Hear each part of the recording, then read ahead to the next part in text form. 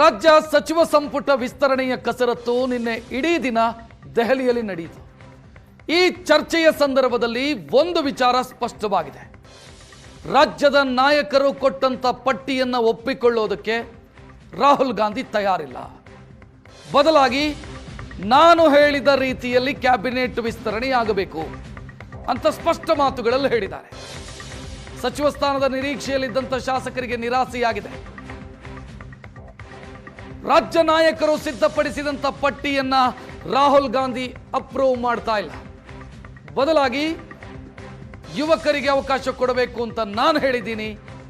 ಅದರಂತೆ ಯುವಕರಿಗೆ ಅವಕಾಶ ಕೊಡಿ, ಪಟ್ಟಿಯಲ್ಲಿ ಯುವಕರನ್ನ ಸೇರಿಸಿ. ಮತ್ತದೇ ಹಳೆ ಮುಖಗಳನ್ನು ತಂದು ನನ್ನ ಮುಂದೆ ಇಡಬೇಡಿ. ಇದನ್ನು ಒಪ್ಪೋದಕ್ಕೆ ಸಾಧ್ಯ ಇಲ್ಲ ಅಂತ ರಾಹುಲ್ ಗಾಂಧಿ ಸ್ಪಷ್ಟ ಮಾತಲ್ಲಿ ಹೇಳಿದ್ದಾರೆ ಅನ್ನೋ ಮಾಹಿತಿ. ಡಿ.ಕೆ. ಶಿವಕುಮಾರ್ ಅವರ ಪಟ್ಟಿಯಲ್ಲೂ ಹಳೆ ಮುಖಗಳಿದ್ದಾವೆ.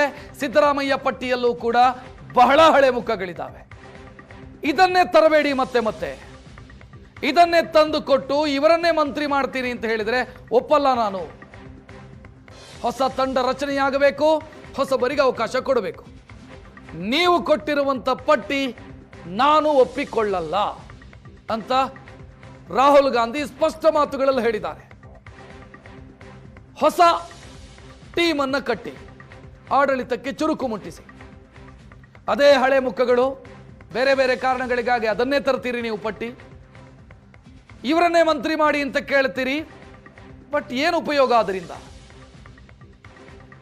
ಇದನ್ನು ಒಪ್ಪಿಕೊಳ್ಳೋದಕ್ಕೆ ಸಾಧ್ಯ ಇಲ್ಲ ಅಂತ ರಾಹುಲ್ ಗಾಂಧಿ ಸ್ಪಷ್ಟ ಮಾತುಗಳಲ್ಲಿ ಹೇಳಿದ್ದಾರೆ. ಹೊಸಬರಿಗೆ ಅವಕಾಶ ಕೊಡಿ, ಹಳೆ ಮುಖಗಳನ್ನು ಡಿಲೀಟ್ ಮಾಡಿ ಪಟ್ಟಿಯಿಂದ ಅಂತ ಸ್ಪಷ್ಟ ನಿರ್ದೇಶನವನ್ನ ರಾಹುಲ್ ಗಾಂಧಿ ಕೊಟ್ಟಿದ್ದಾರೆ.